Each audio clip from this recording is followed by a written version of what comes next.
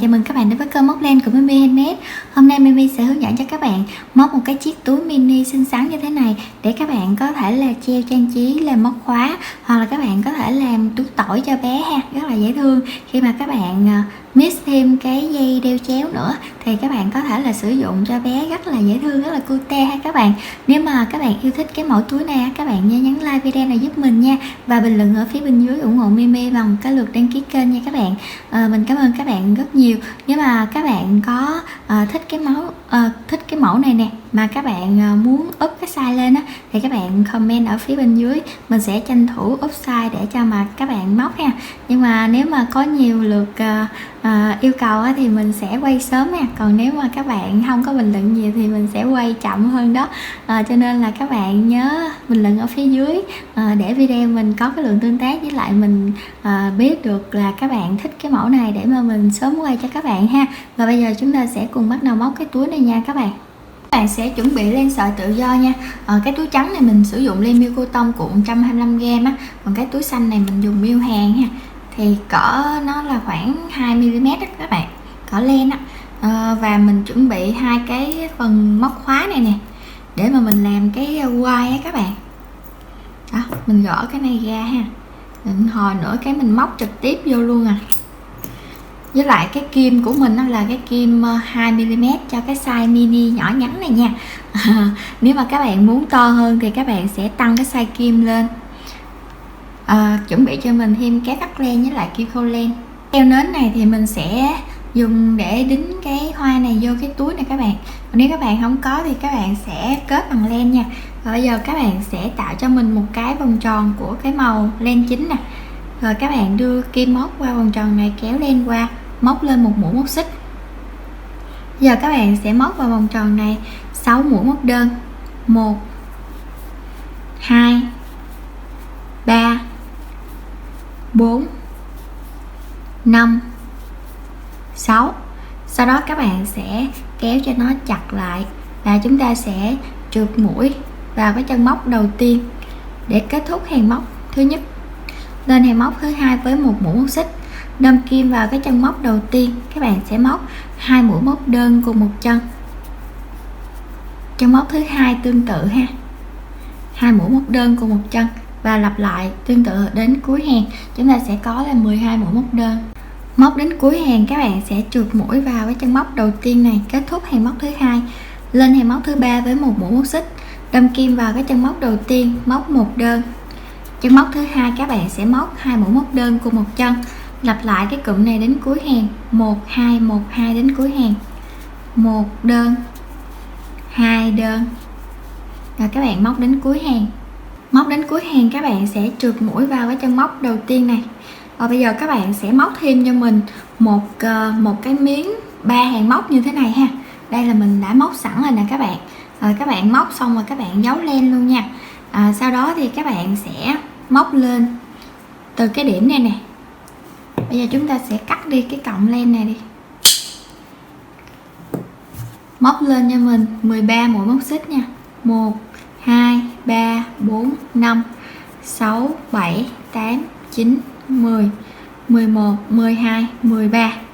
Rồi các bạn sẽ ốm thử nè. Cái vòng này các bạn thấy nó ổn á, thì các bạn sẽ giữ. Còn nếu mà các bạn muốn cái túi nó dài ra thêm một xíu nữa thì các bạn sẽ tăng cái số mũi móc xích này lên ha. Nè, đó. Đây, nè, bên đây nè các bạn, là các bạn có thể là hình dung ra ha. Ở đây là mình làm 13 mũi rồi nè. Sau đó là các bạn sẽ trượt mũi. Đây là cái mặt trái của sản phẩm nè. Rồi bây giờ các bạn sẽ trượt mũi cho mình vào cái chân móc nào cũng được ha. Rồi bây giờ các bạn sẽ móc lên cho mình một mũi móc xích, quay ngược cái đầu móc này lại. Rồi bây giờ các bạn sẽ móc cho mình, hồi nãy là 13 mũi móc xích đúng không các bạn. Bây giờ chúng ta sẽ móc tổng cộng là 11 mũi móc đơn ha. Đây, các bạn sẽ xoay ngang nó như thế này nè, nó sẽ có nè. Các bạn để thấy là những cái chân móc, cái phần nhô lên nè các bạn nè, đây là nguyên cả chân móc ha, đây là cái phần nhô lên. Các bạn sẽ bỏ qua cái chân móc đầu tiên nè, móc vào cái chân móc thứ hai á, một mũi móc đơn, chúng ta đếm 1 ha. Rồi tới mũi thứ 2, thứ 3,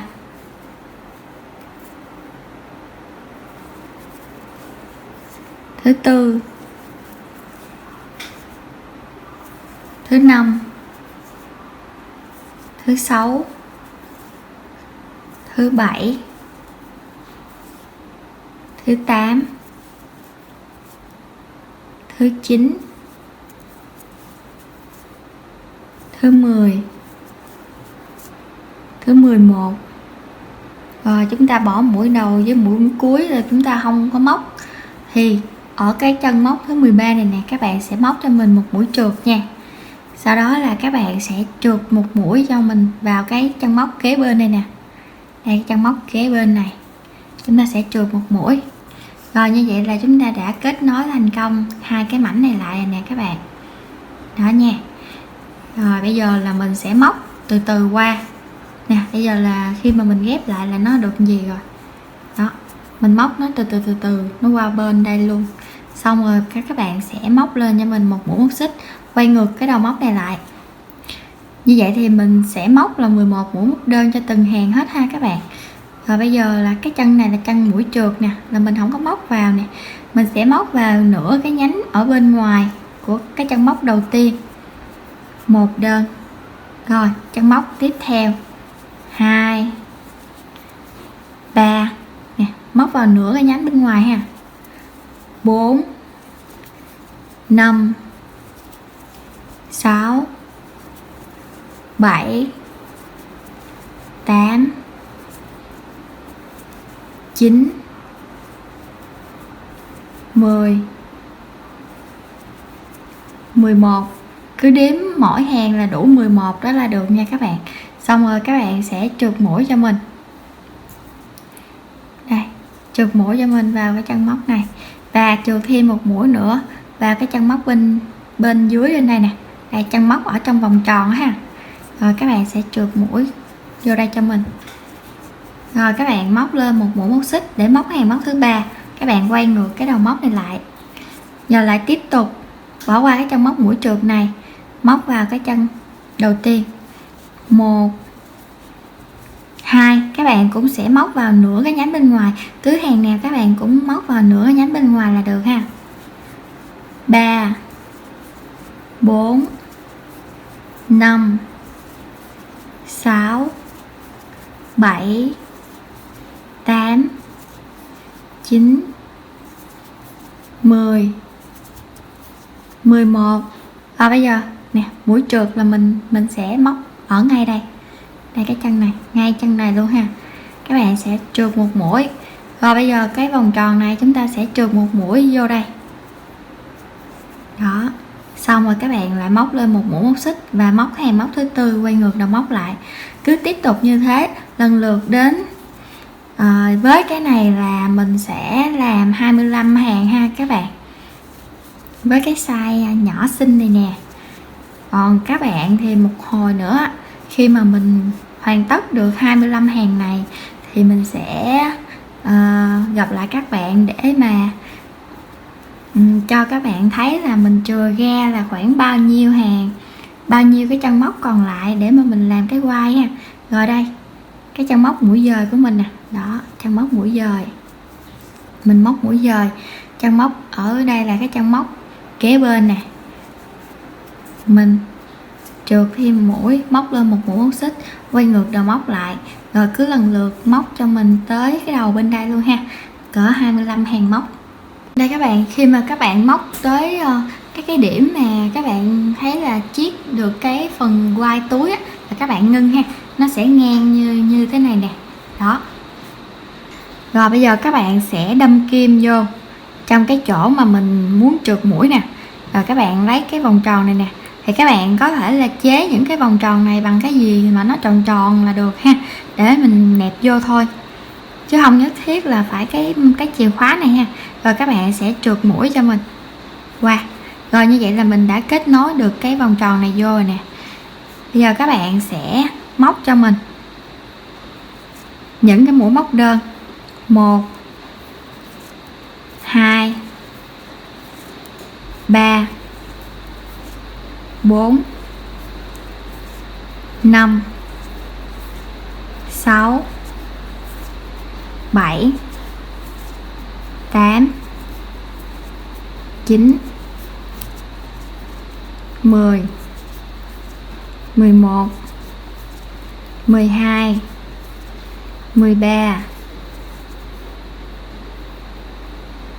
14 15 16 17 18 19 20. Rồi bây giờ mình thử ha. Khi mà mình làm 20 mũi móc đơn á, đây các bạn, rồi mình ốm thử như vậy, mình thấy nó hợp lý này đó, mình thấy nó cái vòng tròn này mình thấy nó ổn rồi ha các bạn. Thì mình sẽ ngưng ở chỗ 20 này. Thì sau khi mà các bạn móc xong 19 20 hai mấy gì đó, các bạn cứ móc ha, rồi các bạn sẽ trượt mũi vào cái chân móc này nè, đây cái chân móc này. Rồi bây giờ các bạn sẽ cắt ra cho mình một đoạn len dài luôn đi. Rồi các bạn sẽ xỏ cái cọng này nè qua cái kim khâu len nha.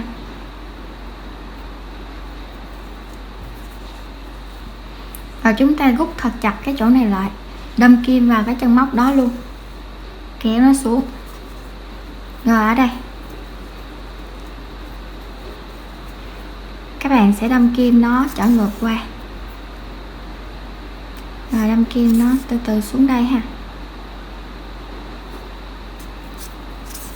Hoặc là các bạn á, bạn nào mà muốn cái này nó kín luôn á, thì các bạn cứ cắt dài hơn cho mình ha.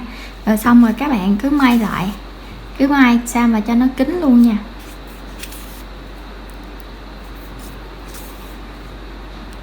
Đó, cái này là mình lười nè các bạn. May gì luôn.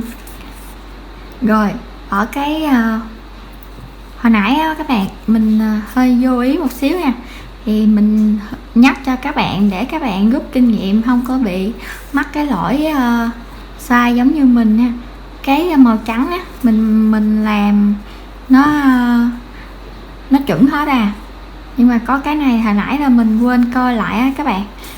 Thì cái này nè, mình lỡ cái phần mặt trái mình quay ra ngoài á, còn cái phần mặt phải mình quay vô trong nè. Nãy lúc mà kết nối cái hàng đó, nãy sao mà nó hơi có bị sai ở chỗ đó đó. Cho nên là các bạn nhớ khi mà chúng ta kết cái 13 mũi móc xích á, thì các bạn nhớ làm ổn lại ha. Đây, một lát nữa có gì mình sẽ gắn cái này vô trong bên phía bên này cũng được nữa, để mình che lại. Còn bên đây thì nó là hàng mặt phải nè các bạn. Rồi bây giờ ở bên đây thì các bạn cứ làm vô giống như hồi bên kia mình làm 20 mũi móc đơn, thì bên đây mình cũng móc 20 mũi móc đơn luôn nha. Rồi các bạn chừa ra cho mình một cái đoạn len đi. Rồi bây giờ chúng ta sẽ đâm kim vào cái chân móc bên cạnh này, rồi kéo cái phần len màu xanh này qua, móc lên một mũi móc xích trước ha các bạn. Rồi bây giờ chúng ta lại móc là 20 mũi móc đơn nè, 2 3 4 5. Rồi các bạn móc tới bên đây luôn nha. Và ở đây mình cũng đã móc được 20 mũi rồi nè các bạn. Bây giờ mình cũng sẽ trượt mũi vào cái chân móc bên đây, và mình cũng cắt ra một cái đoạn len dài và mình khâu lại giống hệt như bên kia ha.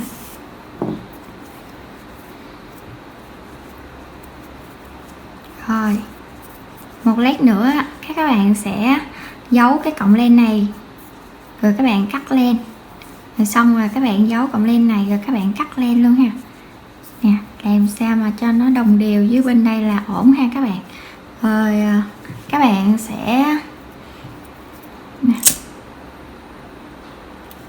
chúng ta sẽ quét cái keo này vô đây, cái phần nó hơi lạnh đó các bạn.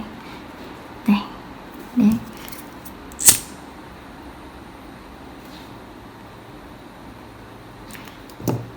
để mình quét quét cái keo này vô rồi mình sẽ dán luôn ha. Đây các bạn, rồi các bạn sẽ dán vô trong đây nè. Đó, mình sẽ bắn keo ở chính giữa cái phần nhụy thôi để cho nó gọn ha. Rồi bây giờ các bạn sẽ làm những cái bước cuối cùng đi, rồi mình sẽ gặp lại các bạn luôn nha. Mình đã hoàn thành xong chiếc túi này nè các bạn, rất là dễ cưng, rất là cute luôn ha. Khi nào mà mình có thời gian mình sẽ up size cái túi này lên để cho các bạn có thể là đựng được điện thoại hoặc là nhiều cái phụ kiện hơn để mà chúng ta đi dạo phố luôn ha các bạn. Còn cái này thì các bạn có thể là trang trí lên những cái túi lớn, hoặc là các bạn xách nhỏ nhỏ cưng như thế này nè, các bạn làm thêm cái dây đeo chéo để cho bé đeo cũng được nữa, rất là dễ thương, rất là cute ha.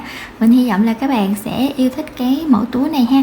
Nếu mà các bạn yêu thích đó, các bạn nhớ nhấn like video này giúp mình nha, và bình luận ở phía bên dưới ủng hộ Mimi bằng cái lượt đăng ký kênh nha các bạn. Mình cảm ơn các bạn rất nhiều.